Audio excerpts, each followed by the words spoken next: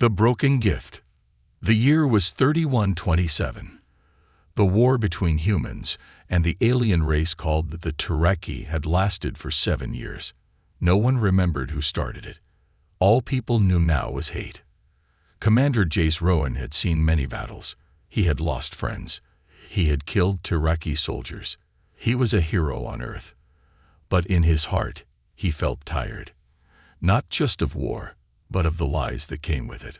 One cold morning, Jace received a message. Report to Base 9. Special duty. No questions.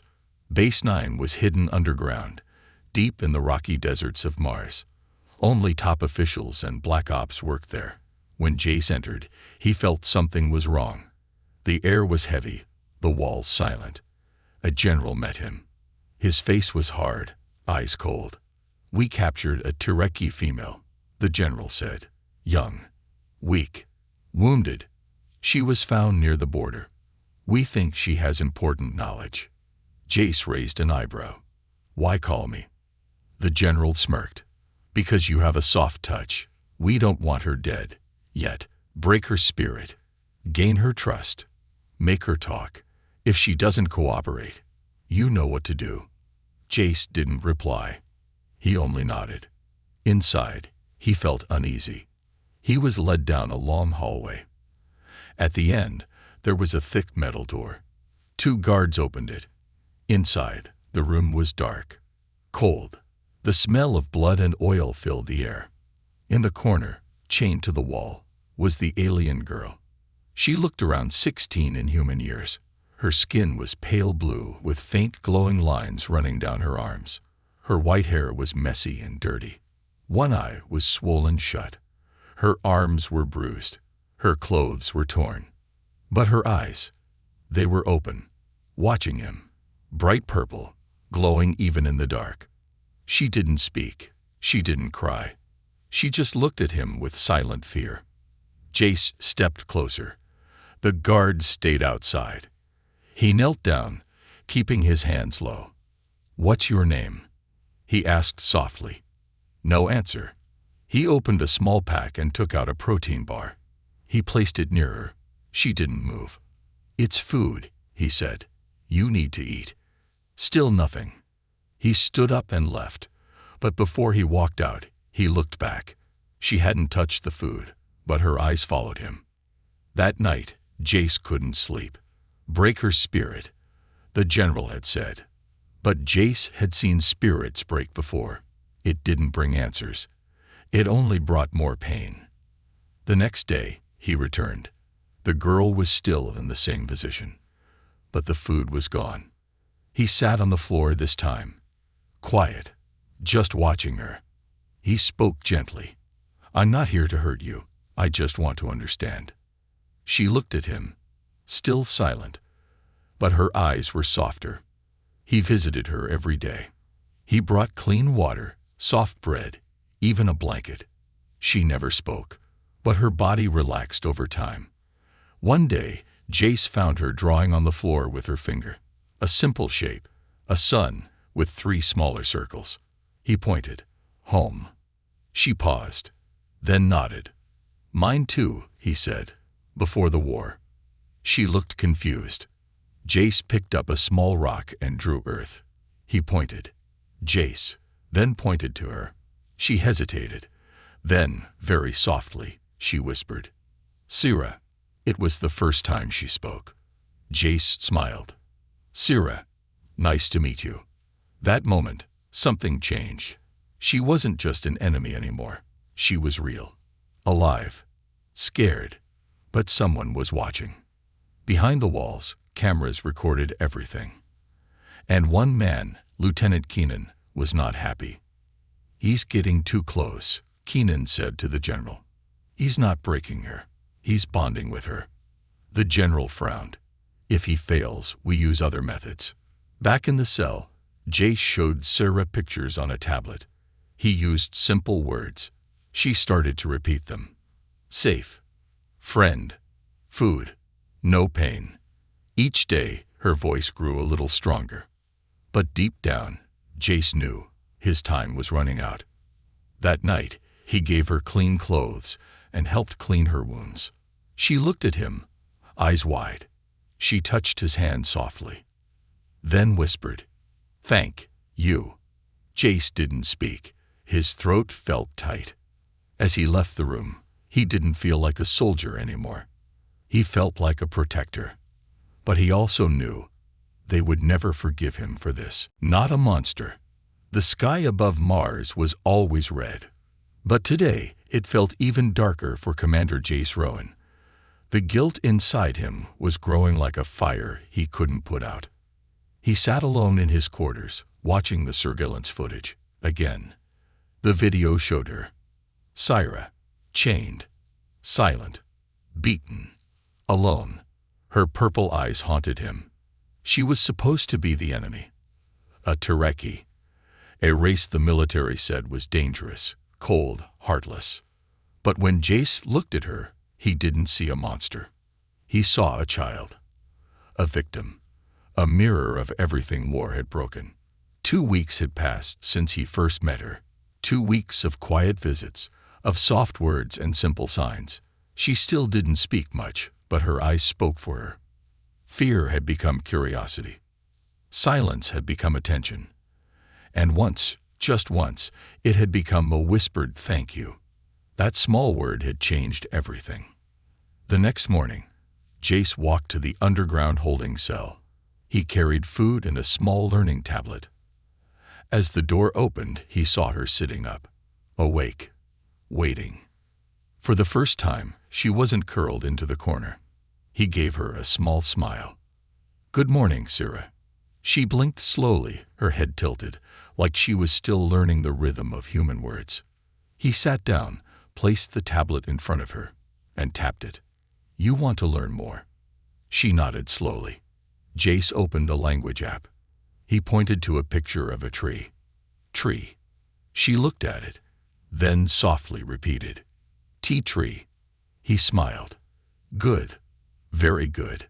Then he tapped another. "Water." She repeated, "Wa. Ter." They kept going. Her voice was soft, broken, but she was trying.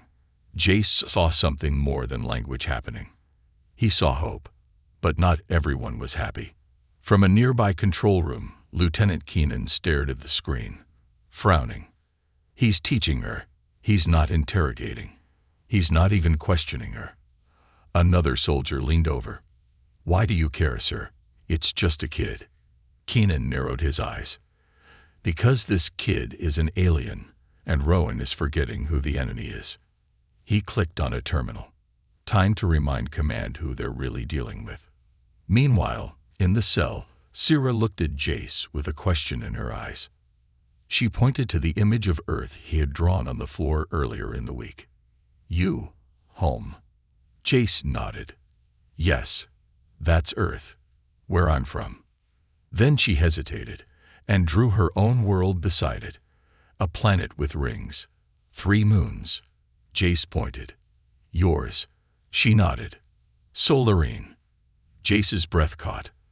That was the first time she had said her planet's name. "It's beautiful," he said softly. She smiled, just barely, but it was real. Back in the war room, Keenan was speaking with the general. He's making emotional contact. He's disobeying protocol. If we wait any longer, we lose control. The general folded his arms. "What do you suggest?" "Surprise evaluation. Psychological scan. If he fails, we remove him." Quietly. The general didn't answer, but the cold silence was enough. Later that night, Jace sat outside the cell, writing notes. He wasn't even following military format anymore. Instead, he was writing like a journalist, like someone trying to understand, not control. She responds to kindness faster than fear. Trust builds slowly. Language comes easier when she feels safe. There is intelligence in her eyes. She is not what they said she was. She is not a monster. He stopped, staring at that last line. Not a monster. What if none of them were? Suddenly, a loud beep echoed through the hall. Jace turned. A red light blinked above the door. Unauthorized access. He rushed to the cell. Inside, Sarah stood frozen. 2 guards were inside, scanning the room. One held a stun baton. The other was grabbing her arm. "What are you doing?" Jace shouted. "Orders, sir," one guard said coldly. "New protocols. She's being moved." "Moved where?" "Classified." Sarah looked terrified. Her hands shook. "No." Jace stepped forward. "You don't touch her." The guards hesitated. They knew his rank. "Sir, we have direct orders." "Then take it up with me later," Jace growled. "Now get out." The guards looked at each other, then stepped back. Jace walked to Sarah, placed a hand on her shoulder. "It's okay. You're safe." She stared at him, tears forming in her eyes. She didn't understand everything, but she understood that. Later, Jace was called to the command deck. The general didn't look pleased. "You stopped a protocol move. She's not ready. You'll destroy what little progress we've made." The general leaned forward. "Commander Rowan, you are not here to play teacher.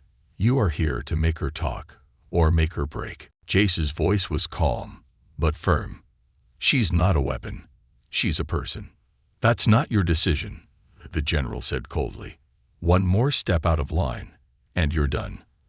That night, Jace got a message on his private terminal. No name, no sender, just a single sentence. "You are being watched. Choose carefully, Commander." That whispers in the dark. Silence can be louder than screams. Commander Jace Rowan knew this better than anyone. He had spent weeks in war zones, hiding behind broken walls, listening for footsteps, waiting for the next bullet. But now, deep inside Base 9, he was hearing a different kind of silence, one filled with whispers. And he could feel it. Someone was watching him. The warning message still echoed in his mind. "You are being watched. Choose carefully, Commander." Jace had erased the message fast, but it was already burned into his thoughts. Every camera he passed, every soldier who looked at him for 1 second too long, it made his skin crawl. He had broken protocol when he stopped the guards from moving Sarah. Now they were watching, waiting, maybe even planning to remove him. He entered the holding cell, slower than usual. Sarah sat in the corner, arms around her knees. Her hair was cleaner now, her wounds healing. But her eyes, they were clouded with fear again. Jace knelt down beside her. "It's okay," he whispered. "They're not going to take you. Not while I'm here." Sarah didn't answer. She looked at him with that same quiet trust that was beginning to feel dangerous. Later that day, Jace sat in the training yard, pretending to read a report. In truth, he was watching Lieutenant Keenan from the corner of his eye. Keenan was talking to a group of officers, but his gaze kept flicking back toward Jace, smiling, but not kindly. That's when a low voice spoke behind Jace. "You're walking on thin ice, Commander." Jace turned. It was Sergeant Lynn, an old veteran. Scared face, broken nose, but honest eyes. "What do you mean?" Jace asked. Lynn sat beside him, careful to keep his voice low. "Keenan's been watching you. Says you're too close to the alien girl. Says you're hiding something." Jace looked away. "I'm not hiding. I'm helping." Lynn nodded. "Just know this. People in this base, they don't like change. And they don't trust kindness, especially not toward an enemy." Then he stood up and walked away. Jace felt cold, not because of the weather, but because he realized he wasn't just being watched. He was being hunted. That night, Jace couldn't sleep, so he returned to Sarah's room. He had added a small table and a light. She was sitting at the table, drawing on the tablet he gave her. When she saw him, she smiled weakly. "You? Okay." Jace sat down across from her. "I should be asking you that." She looked away, then touched her chest gently. "Scared. Inside." "Me too," Jace said, surprised he admitted it. Sarah tilted her head. "Why you help me?" That question hit him harder than he expected. He thought for a long moment, then answered, simply, "Because no one else will." Suddenly, the lights flickered. Then, darkness. A loud alarm echoed across the base. Security alert. Unauthorized access. BVL3. Jace stood up fast. Sarah froze. "Stay here," he said quickly. "Hide under the table." She obeyed, crawling silently under the metal desk. Jace stepped outside. Soldiers were rushing past. Red lights flashed along the corridor. He grabbed one of them. What happened? Someone tried to access the aliens' files from a restricted terminal. Base lockdown is active. Jace's heart dropped. They're going after her. He sprinted back to Syrah's cell, but she was gone. The tablet lay on the ground. The light was still warm. She had just been there. Sayara. Panic hit him like a truck. He ran to the nearest guard station. Where is she? Who took her? The guard blinked. She's still in her cell. Sir. No, she's not. I was just there. They pulled up the camera feed. The screen was black. Someone turned off the cameras, the guard said. Jace stared at the blank monitor, rage rising. Keenan. Jace stormed toward the lower labs. He knew that's where they kept prisoners for silent processing, a nicer word for torture. He passed the hallway when a voice stopped him. It was Lynn again. Rowan, wait. No time, Jace snapped. They're testing you, Lynn said. This was a setup. Jace stopped. What? They wanted to see how far you'd go for her. They moved her, watched your reaction. You failed their loyalty test. Where is she? Jace demanded. Lynn hesitated, then gave him a key card. Lower Deck 5. Experimental wing. But listen, if you go down there, there's no coming back. They'll mark you as a traitor. Jace stared at the card. Then I guess I'm already halfway there. Meanwhile, Syrah sat inside a glass room, filled with cold lights and wires. Scientists watched her.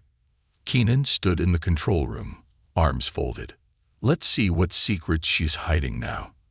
Syrah's eyes were locked on the door. She whispered softly, over and over. Jace, Jace, Jace. The escape plan. The door was locked. The hallway behind him was silent. Too silent. Commander Jace Rowan stood in front of the heavy steel entrance to the lower Deck 5, the restricted zone of Base 9. Few people went down there. Fewer came back. The keycard in his hand felt like it weighed 100 pounds. This was it. One swipe, and there would be no return. No more pretending. No more hiding. No more following rules. Only one mission now. Get Syrah out alive. As Jace swiped the card, the door beeped and hissed open. Cold air spilled out. The corridor beyond was dark, lit only by red emergency lights. The walls dripped moisture. Pipes hissed softly. He moved fast, staying close to the shadows. His boots made no sound. Every step echoed louder in his mind. He had no full plan, only one thought. Find her. Save her, no matter the cost. Back in the lab room, Syrah sat inside a transparent chamber. Glass walls, metal floor, strange machines humming around her. Wires were attached to her arms, her back, her head. Her purple eyes stared blankly at the floor. Pain pulsed through her body. Not sharp pain, but slow, burning pain, as if the machines were stealing her life bit by bit. Outside, Lieutenant Keenan watched through the glass with cold eyes. She's resisting, a scientist said. Whatever knowledge she has, she's blocking us. Then push harder, Keenan replied. Turn the levels up. That could kill her. Keenan smiled. Then let her die. We'll call it an accident. Syrah whispered weakly, her voice barely more than air. Jace.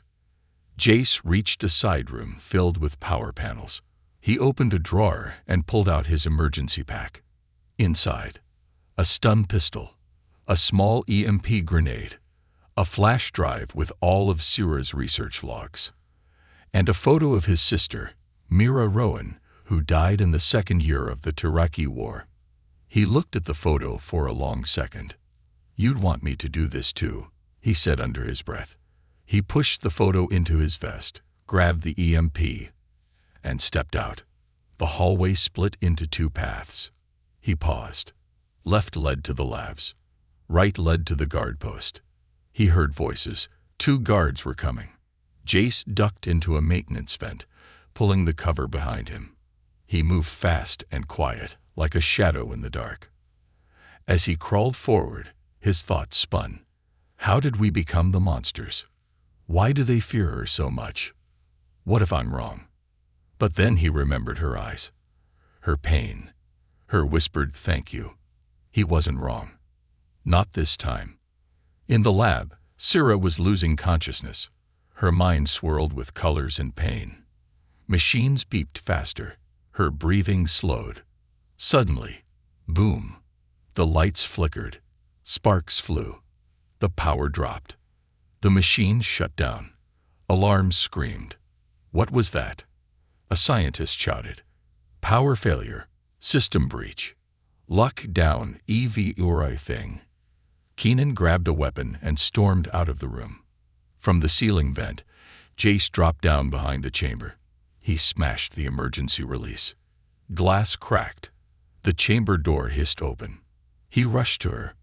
Sira, wake up. Her eyes fluttered. Jace, I'm here. You're safe. He gently pulled the wires off her skin. Blood dripped from her arms. She winced. He carried her. She was light, far too light. Hold on to me. Don't let go. She whispered, I trust you. Jace kicked the door open and sprinted down the corridor. Guards appeared, shouting. He ducked behind cover and threw the EMP grenade. A wave of static exploded, frying lights, weapons, and cameras. Everything went black. He ran through the confusion, holding Sira tight. They reached the exit door, and it was blocked. Keenan stood there, gun in hand. You were always soft, Rowan, Keenan said. Should have known you'd betray us for a freak. Jace stepped in front of Sira, shielded her with his body. She's not a freak. She's not a weapon. She's a child. You're a traitor. Maybe. But I'll sleep better than you tonight. Keenan raised the gun. But Sira stepped forward, eyes glowing faintly. She raised her hand. For the first time, her voice became strong. Don't hurt him. A wave of strange energy pushed Keenan back. Not a blast, but a pressure, like gravity. He hit the wall and dropped the gun. Jace stared in shock. How did you? Sira looked weak again. I don't know. I just needed you safe. Jace picked up the gun and carried her through the exit. They reached the emergency shuttle bay. An old transport ship sat in the corner, half broken, but flyable. Jace threw Sira into the seat, strapped her in, and started the engine. Alarms rang everywhere. Unauthorized launch. Shutdown in progress. Jace slammed the throttle. The shuttle lifted, slowly, then blasted through the underground exit tunnel. Missiles fired from the base, but missed. They were in the sky now. Free. Inside the ship, Sira leaned her head on his shoulder. You came for me. Jace looked at her, eyes full of quiet fire. Always. Back at Base 9. Keenan stood with blood on his lip, watching the empty sky. The general stepped beside him. He's gone. Keenan nodded. Yes, but he's not running. The general frowned. What do you mean? He's coming back, not just to hide her, but to fight. The cage and the key. The cage was dark, cold, and quiet. Commander Jace Rowan sat alone, hands bound, blood on his face, and hope slipping from his fingers like sand. The stolen shuttle hadn't lasted long. A silent drone fleet had followed him across the Mars sky and forced him down with an electromagnetic net. He had barely managed to hide Syrah in a broken mining outpost before the soldiers dragged him away. Now he was here, deep underground. No name, no light, no rights. Just silence and chains. His head ached. His lip was split. But worse than pain was the question pounding in his skull. Did she escape? Did she survive? He remembered her voice in the shuttle. The way she said, "You came for me." And then her eyes, closing from exhaustion, before he tucked her away and turned himself in. He didn't care what they did to him. He only cared that she was safe. Suddenly, heavy footsteps echoed outside his cell. A door opened, and in walked Lieutenant Keenan, flanked by two silent guards. Keenan smiled. But it wasn't a smile of joy. It was the sharp, fake grin of a man who had waited a long time to punish. "You're lucky, Rowan. They wanted you dead." I said no. That would be too easy. Jace didn't speak. Keenan leaned closer. "Tell me, how does it feel to fall for something with glowing eyes and alien blood?" Still, Jace said nothing. "You gave everything for her. Career, honor, future." Keenan stood up and paced the room. "But you made one mistake. You didn't finish the job." He tapped on his datapad. A screen lit up, showing satellite footage. "We found her." Jace's stomach twisted. "No," he said under his breath. "Yes," Keenan grinned, "hiding in the dust like a rat. But don't worry. We'll be gentle this time. We want her alive. We'll take her slowly." Jace lunged forward in rage, but the chains yanked him down. Keenan leaned in again. "You're going to tell us where she's going next. You're going to give her up, or we'll find her ourselves, and you'll hear her screams from here." Far away, on the edge of a Martian canyon, Syrah sat alone in the cold wind. Her eyes were closed, her skin pale, but her mind awake. She could feel it. Something was wrong. Jace was hurt. Tareki didn't have mind-reading powers, but they did have deep emotional sensing. And she could feel pain. His pain. He was captured. He was in a cage now, because of her. Inside the abandoned outpost, she had found the emergency transmitter. Jace had shown it to her once, in case he never returned. Now she activated it. But she didn't call Earth. She didn't call for help. She sent a message into deep space. "To my people, if you are alive, I am here. They took me. They hurt me. But a human saved me. He is not like them. He gave me food. He gave me a name. He is my family now. Come and help me bring him back." Back on Earth's orbit, satellites picked up the signal. But so did something else. Far beyond the edge of human territory, a Tareki warship opened its eyes. Meanwhile, Jace sat slumped in his cell. Days passed. He was denied food, denied sleep, interrogated over and over. But he said nothing. Until one day, something changed. A guard entered. Not Keenan. This man was older, gray-bearded, quiet. He didn't yell. He didn't hit. He sat down in front of Jace. "My name is Commander Dalen," he said calmly. "I was like you once." Jace opened one eye. Another speech. "No. A question," Dalen said. "Do you still believe she's worth it?" Jace laughed bitterly. "More than you'll ever understand." Dalen nodded. "Good. Then maybe you deserve to know the truth." He pulled out an old file. It was thick, marked classified. TIRAKIPROGCT. Ikiko. "The war wasn't started by them," Dalen said. "It was started by us." Jace stared at the file. "We raided their planet first. We wanted their tech, their biology. We took children, did tests. Your Syrah, she was born in a lab.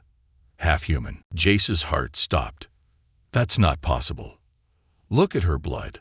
Look at her DNA." The war was a cover, a distraction, to hide the crimes. The truth shattered everything Jace thought he knew. Syrah wasn't just a victim. She was the key, a living bridge between two species, and that made her the most dangerous being in the galaxy, not because she could destroy, but because she could unite. Jace looked up, strength returning to his eyes. "Then I need to get out of here." Dalen smiled. "Then listen carefully." At the same time, in the canyon, Syrah felt something deep in her chest. Like a call. Like an answer. She looked up. In the red sky above Mars, 3 glowing ships appeared. Tereki ships. Her people had come. Warrior's heart. In every soldier's life, there comes a moment. Not on the battlefield. Not with a weapon in hand. But in the quiet. When they must ask, what am I really fighting for? For Commander Jace Rowan, that moment had come. And the answer was no longer a flag or a uniform. It was her. The escape was chaos. The prison sirens were still blaring. Smoke filled the hallways. Metal doors slammed. Guards ran in every direction. But Jace, bruised, bloodied, and half-limping, was free. Commander Dalen had kept his word. He had sabotaged the surveillance system, disabled a few doors, and left behind a guard uniform. "You'll have 5 minutes," Dalen had said. "No more. Then you're on your own." Jace didn't need more. The fire inside him had returned. He was going back for her. Outside, in the red Martian sky, Tereki warships hovered like silent gods. People on the surface looked up in fear. Alarms echoed across colonies. Defense shields were raised. Soldiers armed missiles. But no shots were fired. Because the ships weren't attacking. They were waiting. Waiting for someone. Inside the lead vessel stood Syrah. No longer weak. No longer a prisoner. She wore a long, silver cloak over her shoulders. Tereki armor covered her chest. Her glowing eyes were steady. Her breathing calm. But her heart raced. She stood in front of the Tereki Council. 6 elders with ancient eyes. One of them stepped forward. "You called us, child. We heard your voice. We came." Syrah bowed her head. "Thank you. But I did not call you to destroy. I called you to help. Help. The humans tortured you. They took you as a child." "Not all of them," she said firmly. "One of them saved me." The elders murmured, displeased, confused. "Why would you protect a human?" Syrah raised her head. "Because he saw me as a person, not a weapon, not a monster." "And now?" the lead elder asked. "Now he is in danger, because of me." She stepped forward, voice stronger now. "We can wipe them out, or we can show them something stronger than fear. We can show them mercy. We can show them unity." The council was silent. Then the elder said softly, "If you are wrong, we risk everything. And if I am right," Syrah whispered, "we change the future." Back at Base 9, Jace reached the upper decks. He was bleeding, barely standing, but he had one mission. Get to the comm tower. Signal Syrah. Tell her not to come alone. He entered the tower. 2 soldiers spotted him, shouted. Jace ducked and fired. A stun round hit one in the chest. The other fell to a punch. He slammed the terminal open, but it was locked. He needed time, and he had none. That's when a shadow entered the room. Lieutenant Keenan. Gun raised, calm face. "You just don't stop, do you?" Jace stood between Keenan and the console. "You're not stopping me." Keenan smirked. "I don't have to. You've already lost." Jace's eyes narrowed. "Maybe, but not today." He lunged forward. They fought hard. Punches, knees, elbows. Keenan was stronger, faster. But Jace was fighting for something more. He grabbed a metal pipe and smashed the console. The screen sparked to life. Transmitting, off-grid signal. Locked. In the Tereki ship, a light blinked. The message came through. One word. Now. Syrah turned to the pilot. "Bring me to him." Back on the ground, Keenan was breathing hard, hand clutching his shoulder. Jace stood over him, face cut, hands trembling. "You'll be hunted," Keenan said. "They'll call you a traitor." Jace looked at the sky. "Then let them." Suddenly, the building shook. Outside the windows, Tereki ships descended slowly. Soldiers panicked. Some ran. Some pointed weapons. But they didn't fire. Because the lead ship opened its doors, and Syrah walked out, alone.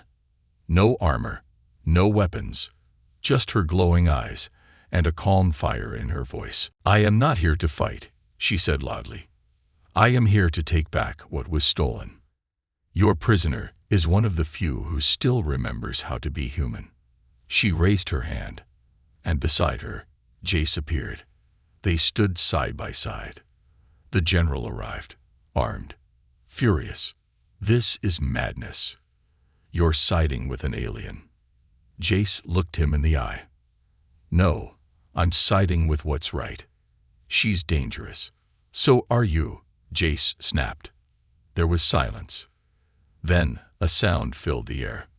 One by one, soldiers began lowering their weapons. Not all, but enough. Even the younger officers. Some looked at Syrah not with hate, but with wonder. "Is this how peace begins?" someone whispered. Keenan was arrested by his own men. The general resigned in disgrace, and Jace and Syrah were escorted, together, to the Global Council. 3 days later, Jace sat with a cup of tea on Earth. Syrah stood beside him, wearing a translator on her chest. They had been given temporary protection, not yet heroes, but not enemies. Just the beginning of something new. "You saved me," she said softly. Jace looked at her. "You gave me something to fight for." They sat in silence, watching the sunrise. Warrior and alien, protector and survivor. Not enemies, not soldiers. Just two people, changing the world. Together, one voice, two worlds. The room was silent, a room filled with world leaders, generals, politicians, scientists, news cameras. No one spoke, no one even blinked. All eyes were on her. She stood at the center of the United Earth Assembly, on a small stage surrounded by high walls and brighter lights. She was not wearing chains. She was not behind glass. She was not hiding anymore. Syrah, the Tereki girl once beaten, captured, and feared, stood tall before humanity. Her translator glowed softly on her chest. She looked at the rows of human faces watching her. Some cold, some curious, some scared. And one, near the edge of the crowd, kind. Jace Rowan. A voice echoed in the room. "You may speak now." Syrah took a deep breath. Her voice was calm, soft, not loud, but every word cut through the silence like a song in a storm. "I was taken from my people when I was small.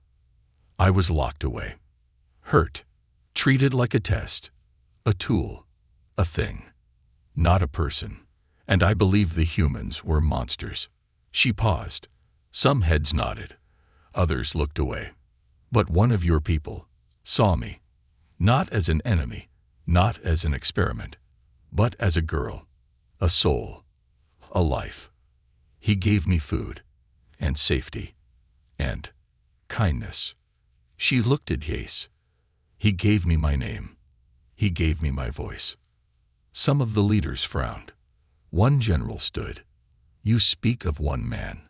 What about the rest? Your kind attacked our colonies, killed thousands." Syrah looked at him, unshaken. "We fought back, because we were hunted. We did not start this war. But maybe now, we can choose to end it. You see us as aliens, but we are people too, just like you." The room grew tense. Cameras zoomed in. News feeds across Earth, Mars, and Luna broadcasted her face to billions. And still, she spoke. "I did not come for revenge. I came for the one who believed I was more than what you feared. I came for my friend." She stepped aside. Jace walked to the podium. He was not wearing a uniform. He was not here as a soldier. He was here as a witness. I've fought in wars. I've followed orders. I've seen death. Too much death. And I believed everything I was told. That aliens were monsters, that the Tireki were cruel, that peace was impossible. He looked at the crowd, but then I met Sira. And I realized something. The real enemy wasn't out there. He pointed to the sky. It was in here. He tapped his chest. Fear, hate, pride. We were wrong. She's not a weapon. She's not a threat. She's hope. Someone clapped. Then another. Then more. It spread like light in a dark tunnel, until the entire room was standing, clapping. Later that day, in a private room, Sarah sat by a window overlooking Earth. Jace entered quietly, carrying 2 cups of tea. "You did it," he said. "We did it," she corrected. He handed her the tea. "What now?" she asked. Jace smiled. "Now, we rebuild." In the days that followed, Tireki and human scientists worked together for the first time. Military operations on both sides were frozen. Protests were replaced by conversations. Weapons were traded for books. Children on Earth learned the word solarine. And for the first time, human children and Tireki children played in the same field, under the same sun. And Sira, she became the first ambassador of her people, not chosen by rank, but by heart. She visited schools, spoke at summits, wrote stories of loss, and war, and fear, but also of kindness, and courage, and one man who chose to protect instead of punish. And Jace, he never went back to the army. He built a center, a place for human and Tireki orphans. He called it the Bridge. He said, "You don't need to fight to be strong. You just need to love when it's hardest." And every day, he would walk past a painted wall that showed a blue-skinned girl with glowing eyes, holding hands with a tired soldier. In the end, war did not end because of armies.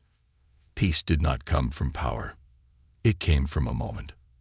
From one broken girl and one broken man who looked past species and saw each other. The end